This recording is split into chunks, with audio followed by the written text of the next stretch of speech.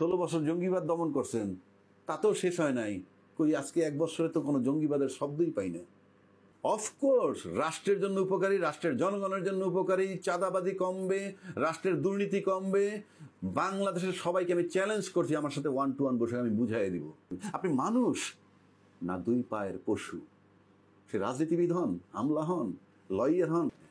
Sir এখানে যে কথাটা আপনি একটু আগে বললেন যে একটি দল, যদি বিএনপির কথা বলি, 250 আসন বা 200 আসন পেল, বা আবার অন্যভাবে অন্যটা ব্যাখ্যা দিয়েছেন। আমি যদি বলি স্যার 5ই আগস্টের পর যেরকম একটা পরিস্থিতি জামাতের বা বিএনপির ছিল, আপনি কি মনে করেন এখন সেই জনপ্রিয়তা বা সেই মানে কি বলে আবহাওয়াটা আছে বিএনপি বা জামাতের, তাদেরকে জনগণ কি তাদের পক্ষে জনগণের কোনো অপশন নাই, অথবা জনগণ বুদ্ধি যাবে কিনা? না না, জনগণের কোনো অপশন নাই। জনগণ যদি এই যে পিআর পদ্ধতি থেকে আমি বললাম, আমি জনগণকে বলবো যে পিআর পদ্ধতি অর্থাৎ আপনারা মার্কা দেখে ভোট দিবেন, বাস প্রি কন্ডিশন। সবসময় মার্কা দেখেই ভোট দেয়। আমরা এমনও দেখছি রংপুরের একটা দলের প্রার্থী ঢাকা থেকে পাশ করছে। ঢাকায় তার পপুলারিটি কি? ঢাকায় তার জনপ্রিয়তা কি? এই যে কথাটা তোলে জনপ্রিয় ব্যক্তিরা ভোট দেয় না। আর এমপির কাজ কিন্তু আপনার জনপ্রিয় হওয়া না। এমপির কাজ পার্লামেন্টে আইন প্রণয়ন করবেন, এমপির কাজ বাজেট প্রণয়ন করবেন, এমপির কাজ প্রধানমন্ত্রী নির্বাচন করবেন, স্পিকার নির্বাচন করবেন, রাষ্ট্রপতি নির্বাচন করবেন, সুপারভাইজিং করবেন সারা দেশের কাজকে। সুতরাং আপনি যে এমপি সাহেব ওই যে কাজগুলা করে, সুপারিনটেন্ডেন্টের সাথে আলাপ করে ডেভেলপমেন্টের, এটা ভায়োলেশন অফ কনস্টিটিউশন। তার রাইটই নাই। 53 বছর যাবতে সংবিধান ভায়োলেট করে আসতেছে, কোনো বিচার নাই। সুতরাং এমপিদের এগুলো কাজ নয়। এবং দলের লোক আমি নিশ্চিত করে বলতে পারি যে দল শুধু সবসময় মার্কাকেই ভোট দেয়। আপনি যেমন ধরেন, আমি কোথাও নির্বাচন করি নাই, আমি কোনো এলাকায় পপুলার না, কথার কথা বলছি। আমাকে যদি ধরেন বিএনপি বা আওয়ামী লীগের মতো একটা দল যদি নমিনেশন আমি পাশ করবো না, এই মুহূর্তে বিএনপি নমিনেশন পাশ করবো না, তাহলে আমি কি জনপ্রিয়? তার এলাকায় কেউ আমি চিনি কি? আমি পাশ করবো কেন? মার্কা। সবসময় জনগণ মার্কায় ভোট দেয়, মানুষকে ভুল বুঝায়। এটা শুধু দল বললামই তো, যারা পিআর চায় না তারা পিআর আসলে পরে তার সিট 250-এর কাছে 160 হয়ে যাবে, সেই ভয়ে সে বলে জনগণ বোঝে না। জনগণ না বোঝার দরকার নাই তো, আপনি তো বোঝেন। আর রাজনীতিবিদ যদি বলে আমি পিআর বুঝি না, আমি এখনো, তার রাজনীতি করার কোনো অধিকার নাই বাংলাদেশে। তার বুঝতে হবে। আপনি সেটা অ্যাপ্লাই করেন কি না করেন ভিন্ন কথা। আপনি বোঝেন না বলে পাশ কাটায় যাবেন, হবে না তো। কর্মী না বুঝতে পারে, মাঠের লোক না বুঝতে পারে, দরকার নেই। আমি দায়িত্ব নিয়ে বলছি, এখন মাঠের লোকেরা বোঝে, কারণ তারা জানে তারা মার্কায় ভোট দেয়। ভয় অন্য জায়গায়, যে দলীয় ভোট পেয়ে গেল, কিন্তু দলের বাইরে যে ভোটগুলো আছে এই মুহূর্তে সেই ভোটের পরিমাণ মিনিমাম 40%। সেই ভোটগুলা কোথায় যাবে? পিআর সিস্টেমে গেলে যথেষ্ট ভয়ের কারণ আছে, কোথায় চলে যায় কে জানে। সেই ভয়ের কারণে রাজনীতিবিদরা স্বচ্ছ না বেরোয় এই ভয় পায়। তাহলে যে দলের সবচেয়ে বেশি জনপ্রিয়তা, আমরা তো জানি আজকে নির্বাচন হলে কোন দল কত সিট পাবে, তাহলে ভয়টা কিসের? ভয়টা কিসের স্যার? ভয়টা কিসের সেটা তুমি বলছি। ভয়টা কিসের? আমি আপনার কাছে প্রশ্ন করলাম স্যার, ভয়টা কিসের? ওই যে সিস্টেমের কারণে, যে 10টা ভোটের মধ্যে 6টা পাইলেই তো 10টা সিটের মালিক হয়ে যায়, যেই পদ্ধতি চলমান। আর পিএর সিস্টেম হলে 10টা ভোটের মধ্যে 6টা ভোট পাইলে 6টা সিট, আর বাকি 4টে ভোট যে পাবে তার 4 সিট, 4টা আসন। 2 নম্বর, ভোট নর্মালি ভোটের যা কাস্টিং হয়, কাস্টিংয়ের হার্ডলি 35-40% পায় বিজয়ী দল।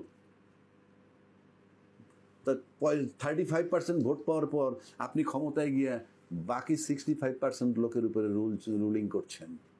আর যদি সংখ্যানুপাতে সব দলের প্রতিনিধি পার্লামেন্টে যায়, একটা এলাকায় চাঁদাবাজি হইতেছে মনে করেন, যে দলটা করতেছে, বড় দলটা, ছোট দলের প্রতিনিধিও পার্লামেন্টে আছে, এমপি সাহেব আছে তো, সেই দলের লোক গিয়ে বলবে এখানে চাঁদাবাজি কেন করছো, এখানে লড়াই হবে।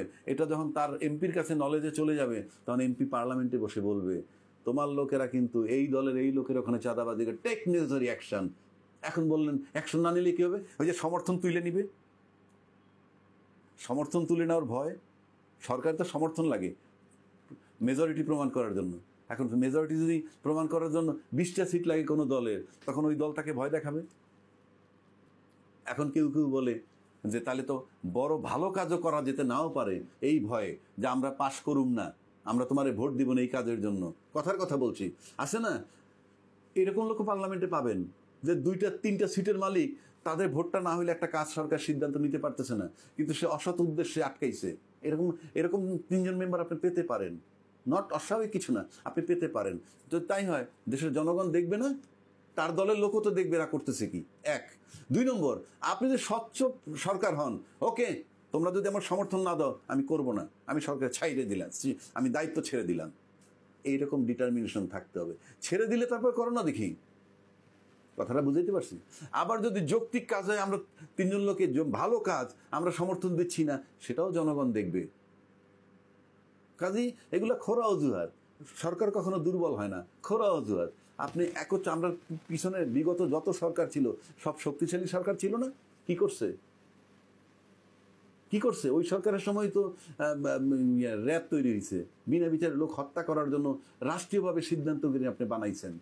সাধারণ লোক, কোনো 200 কোটি টাকার মালিকের পোলা তো দূরের কথা, তার মানে ড্রাইভাররে কেউ চড় দিছে বাংলাদেশে। তা আপনি আইনটা কার জন্য করেন? 16 বছর জঙ্গিবাদ দমন করছেন, তাতেও শেষ হয় নাই। কই আজকে 1 বছরে তো কোনো জঙ্গিবাদের শব্দই পাই না। এগুলো জুজুর ভয়, ক্যাশ করা, না মানুষকে ধোকা দেওয়া, যার জন্য বলে রাজনীতিতে শেষ কথা বলতে কিছু নাই। অর্থাৎ রাজনীতিতে ধোকাবাজি বৈধ, শেষ কথা বলতে কিছু নাই মানে তামাশা নাকি? ফাইনাল কথা বলবেন, যা বলবেন আমি এটা করব। আপনি আপনার নিজের সন্তানের সাথে একটা বিষয় নিয়ে 3 পদের কথা বলে দেখেন, আপনার ছেলে কি বলবি? ওরে লায়ার। কিন্তু জনগণ বোকা, লায়ার বলে না কেন? ওই দলের সাথে থেকে যারা সুবিধা পায় এবং তারা মব তৈরি করে, দমায় কেউ কথা বলতে গেলে। তাহলে পুরো বিষয়টায় আপাত দৃষ্টিতে জামাত বা ইসলামী দলগুলোর সুবিধা দেখা গেলেও পুরো মানে সুবিধা তো দেশের জন্য পিআর পদ্ধতিটা। অফকোর্স রাষ্ট্রের জন্য উপকারী, রাষ্ট্রের জনগণের জন্য উপকারী, চাঁদাবাজি কমবে, রাষ্ট্রের দুর্নীতি কমবে। বাংলাদেশের সবাইকে আমি চ্যালেঞ্জ করছি, আমার সাথে 1 to 1 বসে আমি বুঝাই দিব, দুর্নীতি কমবে, আয়নাগর হবে না। কারণ আয়নাগর যেন আপনার বানাইতে হবে সরকার, সমর্থন লাগবে না। আপনি আয়নাগর বানাবেন কেন? প্রচলিত আইনে বিচার করবে। এই কথাটা বলার লোক নাই তো পার্লামেন্টে। পিআর সিস্টেমে সব দলের প্রতিনিধি যাবে, তখন এগুলো বলবে। আপনি একচ্ছত্র আধিপত্য, আপনি সৎ হন, অনেস্ট হন, আইন মোতাবেক চলেন, দেশের রাষ্ট্রের নিয়ম মেনে চলেন, আপনার ভয়টা কিসের? তারপরে যদি কেউ আপনার বিরোধিতা করে, ছেড়ে দেন সরকার, ঠিক আছে আমরা চলে গেলাম, তোমরা চালাও দেখি। এই ত্যাগের মানসিকতা থাকতে হবে। খালি ভোগের মানসিকতায় যাবেন নো। আপনার ভোগের সূত্র কি? জনগণরে চুষবেন, এই তো ভোগের রাস্তা আপনার, আর তো কোনো রাস্তা নাই। জনগণ কি তো চুষেন আপনি, কোথায় চাঁদাবাজি, কোথায় কি, এই জনগণই তো চোষা। আপনার টাকার সোর্সটা কি? আর উন্নয়নের নামে টাকা মারা, যেটার বোঝা জনগণের কাঁধে দিয়ে দেন। এই তো আপনাদের কাজ। রাজনীতিবিদদের কাজ দেশকে ঋণী করা, রাজনীতিবিদদের কাজ সাধারণ লোকের লুট করা, রাজনীতিবিদদের কাজ সাধারণ লোকের জমানো টাকা এস আলমের মতো 10 জনে নিয়ে যাবে, সেখান থেকে রাজনীতিবিদরা রাজকীয় জীবনের শেয়ার হবে। সাফারার ওই লোকগুলো। আপনি কি দেখেছেন যে এই সরকার এখন 12 মাস ধরে আছে, ধরে নিন এই সরকারে বাদ দেন, আপনি অন্যান্য যে ক্ষমতাসীন সরকার যারা ছিল সমস্ত পাওয়ার নিয়েছিল, গার্মেন্টসের শ্রমিকরা বেতন ভাতা পায় নাই, আন্দোলনের নামে নাই, বছর বছর বছর বছর নামে নাই। কি দেখছেন আপনারা তাইলে? অথচ প্রত্যেকটা গার্মেন্টস কোম্পানির মালিক শপিং করে সিঙ্গাপুর, মালয়েশিয়ায়। হাঁচি দিলে তার নাতির পর্যন্ত হাঁচির চিকিৎসা যায় ব্যাংককে। এটা কি অনির্বাচিত সরকার সময় হচ্ছে? নির্বাচিত সরকারের সময় তো র্যান্ডম আন্দোলন হয়, বেতন পাই না, ভাতা পাই না, এইটা পাই না। আমি বানাইয়া বলতেছি, আপনি কিসের উঠি বলেন? আগে লোকের নিরাপত্তা ঠিক করে, আপনি মানুষ হিসেবে আগে ঠিক হন, আপনি একটা ভালো মানুষ হন, সার্টিফিকেট নেন, আয়নার সামনে দাঁড়ান, আপনি নিজে দাঁড়ান, লোক লাগবে না। মিস্টার XYZ আয়নার সামনে দাঁড়ায় আপনার ফেসটা দেখেন, আর আপনি কি চিন্তা করেন সেটা ভাবেন। আপনি রাজনীতি ছেড়ে দিতে হবে। একমাত্র যদি আপনি মানুষ না থাকেন, অমানুষ হন মানসিকভাবে, আপনি পারবেন রাজনীতি করতে। আমাকে তো কেউ ডাকবে না, কথার কথা বলছি। কই আরো কি বলবে জানেন? কোনো উপায় নাই, এই সমস্ত পেশাল পারতেছে, এই বলবে। বাট আপনি নিজেকে নিজে প্রশ্ন করেন, আপনি মানুষ না 2 পায়ের পশু? সে রাজনীতিবিদ হন, আমলা হন, লয়ার হন, যেই হন, আপনি ভাবেন, ফার্স্ট ডিসাইড ইয়োরসেলফ দ্যাট আপনি মানুষ, দেন গো ফর পলিটিক্স।